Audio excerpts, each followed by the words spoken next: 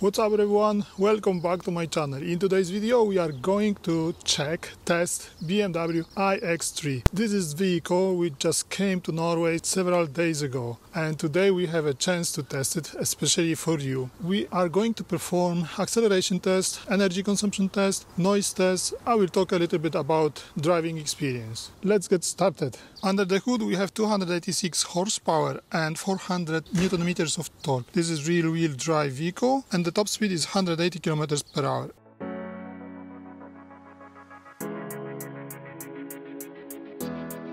It's a bit slippery today on the road.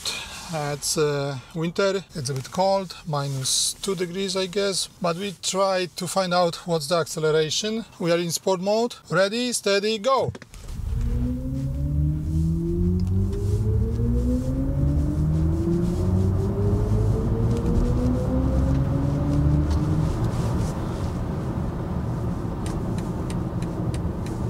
Three, two, one, go!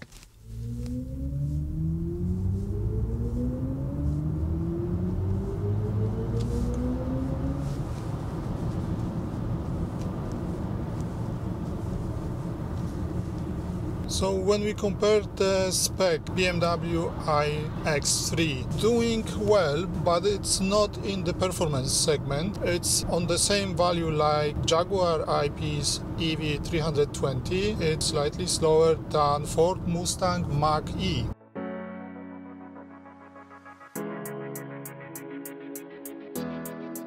Now we can try acceleration 60 to 110. 3, 2, 1, go!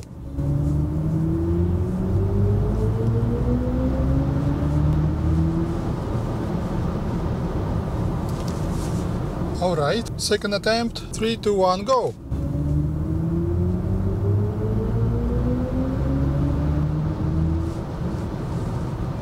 Oh, nice, very nice, very quick reaction.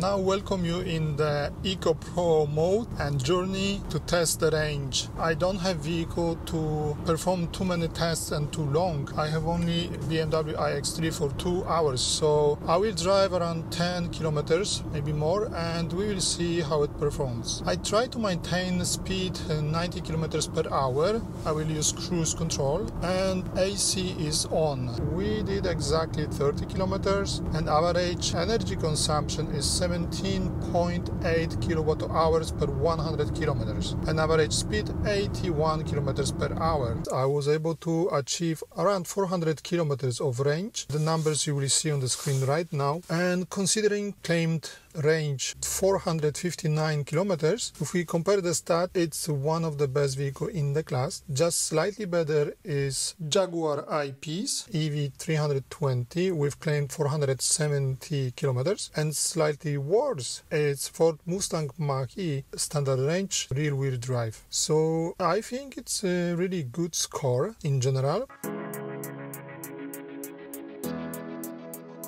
90.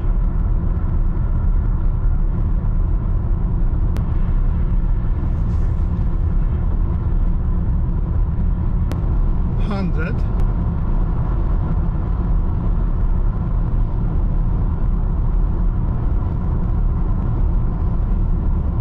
110,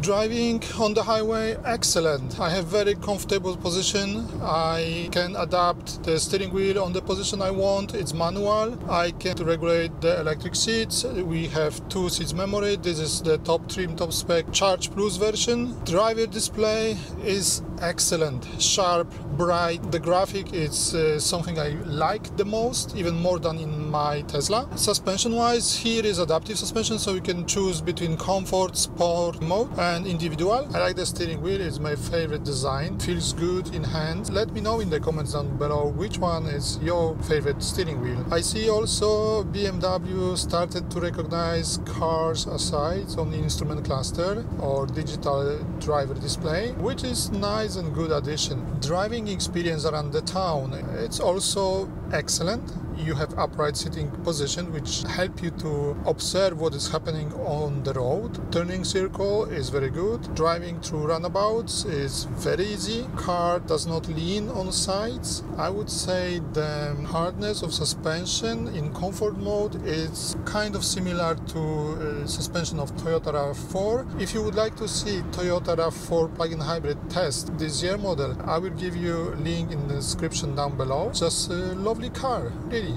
There is nothing to complain about. The build quality is excellent. I must admit, it's a quiet vehicle. Besides that, car has so many features. For instance, keeping line assistant, adaptive cruise control. We have blind spot monitoring and so many others. Of course, safety features. It's the best technology you can have these days. It's excellent. It's very convenient to drive on the highway. I enjoy driving BMW iX3, and actually I'm happy they choose to have bigger range than better acceleration. Over-the-air updates, so you don't have to drive to the service to update the software of your vehicle. There is one thing I would complain about a little bit. It's not the end of the world, but panel for radio, it's extremely big. I think BMW should resign from it, put the entire radio and configure buttons to the main display. It's the same for the charging port. I love how it's made. I love how it's look like, but having extra covers underneath the cover, it's a bit too much.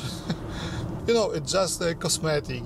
It's nothing, it's not the end of the world. And this is excellent vehicle, really. It's very nice to drive.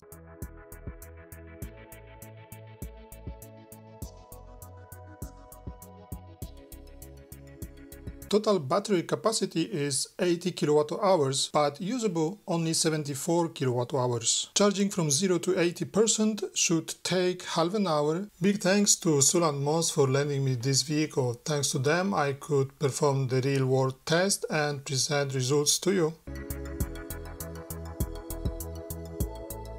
If I can make a summary for you, what I would recommend, this is excellent vehicle. Not in terms of acceleration and this kind of performance of speed and acceleration, but in terms of range, build quality, in terms of driving experience and all the systems used in the vehicle. I would advise to go to the lower spec because you are getting better value for your money. But of course, it's your choice if you want to have a top spec. If you enjoyed my video, please consider supporting me on Patronite. Link in the description down below. Thank you for watching and I see you in the next one.